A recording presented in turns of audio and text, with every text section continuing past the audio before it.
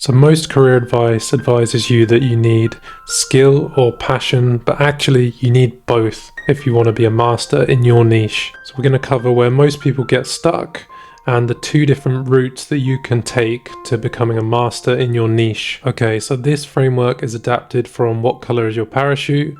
And it's a really useful way to find out where we can find our niche. So along the x-axis we've got interest, so your amount of interest will be going this way and your expertise will be going this way. So the first area to start is in this low expertise, low interest area down here in the bottom. And really we don't have to pay too much attention to this. For me, I would put maybe maths down here or maybe politics. So these are areas that I naturally am not very interested in and I don't have much expertise in either. So yeah, we're not going to pay much attention to this area for now. You probably know from school, these are the subjects that you didn't enjoy potentially, and yeah, you didn't really have an interest in exploring them further. So even with these areas here down at the bottom, if you do increase your expertise and study them a little bit more, your interest will grow, but only to a moderate level really. So yeah, we're not really interested in this zone. So this area at the top where high expertise and low interest meet are what I like to call the competence trap. So this is an area where a lot of people get stuck. This is an area where we gain knowledge through school and college and we end up in jobs that perhaps we hadn't really considered, and ultimately we don't have a lot of interest in these areas, but we gain a lot of skill through our training and through external rewards like a paycheck, which obviously we all have to have. But ultimately in these areas, a lot of people get stuck because we're not really interested in it. It kind of just pays the bills. For me, when I was a bit younger, it was digital marketing. So there are subjects that border this line of interest for me, like psychology, health, mental health, all of which I've kind of studied and I do have some expertise in. And through study, I can increase my interest and expertise at the same time.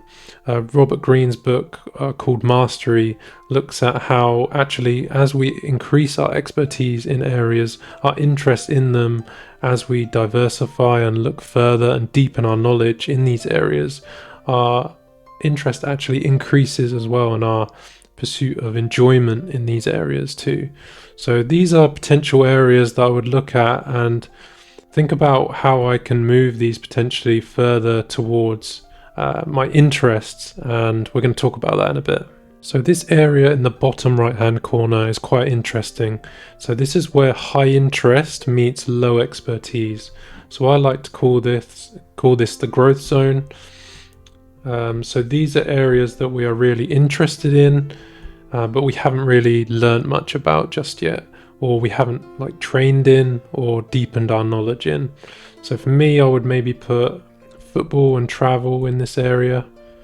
And these are promising areas. These are areas that we study in our own time. These are things that we get real enjoyment from. We feel energized talking about them. This is a promising area we should pay attention to. In a way, you can see this growth zone as your unfair advantage. These are the topics that you'll research when other people aren't interested and you'll think about on weekends. And the research shows that as you gain more expertise in these interest areas, your interest will compound as well as you gain further nuance and understanding in this area and slowly head towards mastery. But here's what people don't talk about. These areas of high interest are often areas of escape for us. So these are areas and hobbies that we enjoy outside of work, and they allow us to relax and wind down on the weekends and for us to just talk about them with our friends, and they're something that we hold close to our heart.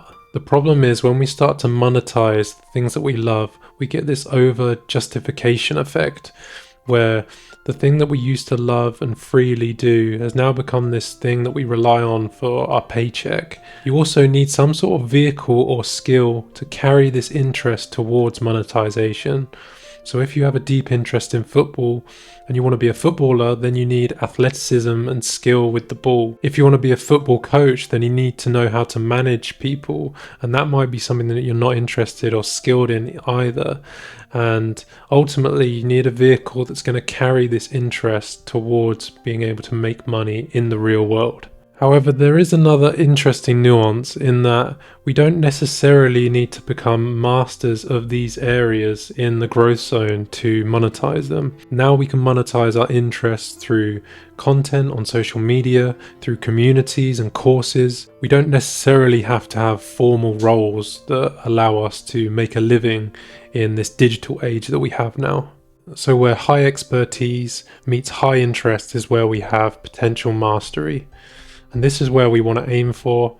And Robert Greene in his book Mastery talks about how long this potentially takes. And he talks about either 10,000 hours or 10 years roughly or more. So it's a lot of time to dedicate. And one of the things that can be helpful when doing this is to actually mark how long you've been pursuing these areas of interest for. So from digital marketing, I might put a ×2 roughly for 2 years. Mental health, maybe 4 years. I guess this just gives you an idea of how far you are along your journey. So you should think about some of the areas that might fall into this mastery zone for you. For me, I might put careers in there because that's something I really enjoy talking about and have some expertise in. But I'm way off to kind of mastery in these 10 years or 10,000 hours of study and application. I might drop teaching in this area as well.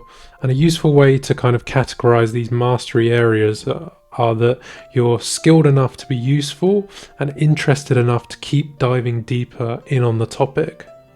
So this is a sustainable zone where you're interested enough to keep diving deeper to get towards those 10,000 hours, but also got enough expertise so that it feels relatively easy for you to complete the task and study further and continue to learn. The question is, how do we reach this mastery zone? Well, there's two different ways. So the first route towards mastery is a sidestep from competence.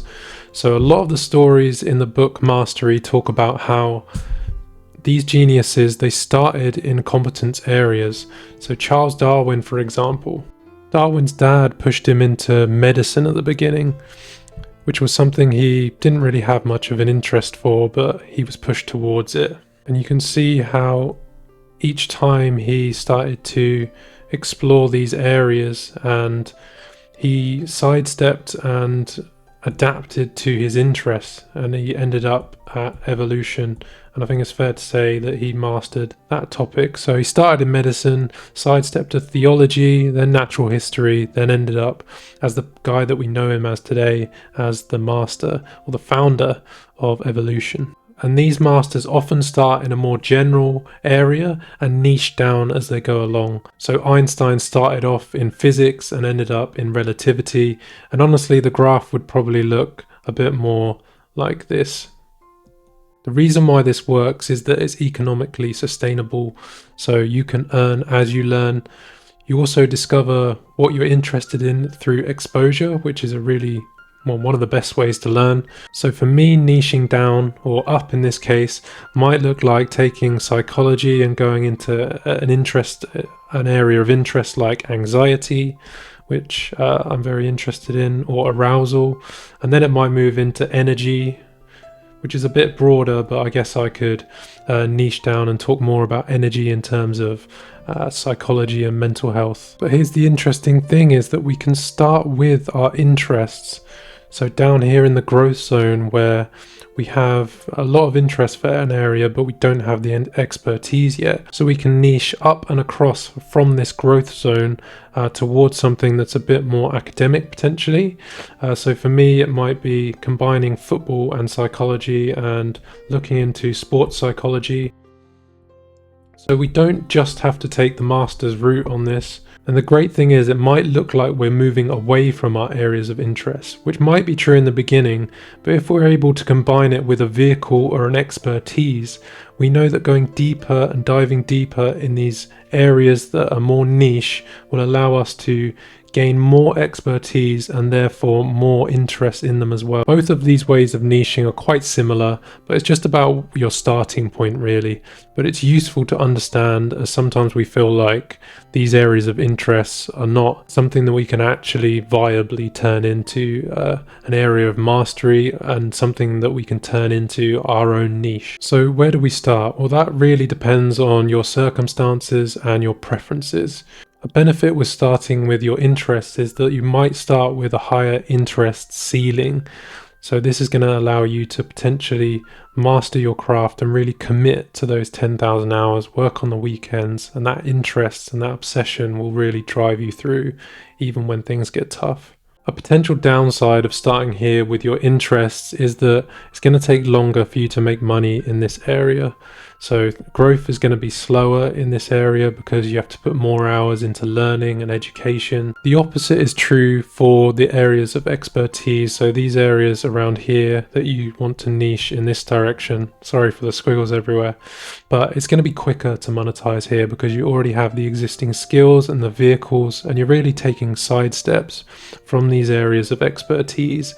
And these are probably areas that you've already earned money in, so you know how to continue to earn a wage from these areas.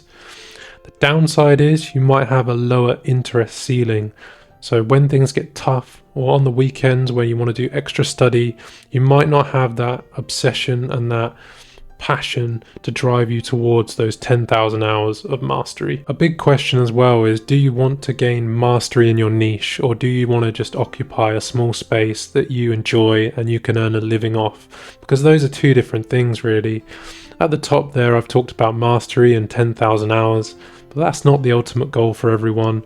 That requires sacrifice, probably work on weekends, and a lot of desire and time to master that area. Neither option is wrong. It's about what you want and what you want your life to look like, and that's something that I can't tell you. So I think all of this applies with context to where you are currently at. So you might have just come out of college, or you might have 20 years experience in a particular field, and all of this will dictate and sit within your own context. So it is useful to actually mark on the graph, if you are going to fill this out, how many years you might have spent in a particular field, and that will give you a better idea of where you're at on a timeline. If you've watched this video and you're now committed to becoming a master in your field, you might want to watch my summary of mastery by Robert Greene. I'll link to it up here where the eye icon is. I'm on the road to 50 subscribers, so any help with that goal would be really appreciated. Thank you so much for watching until the end of the video. Take care, and I'll see you next time.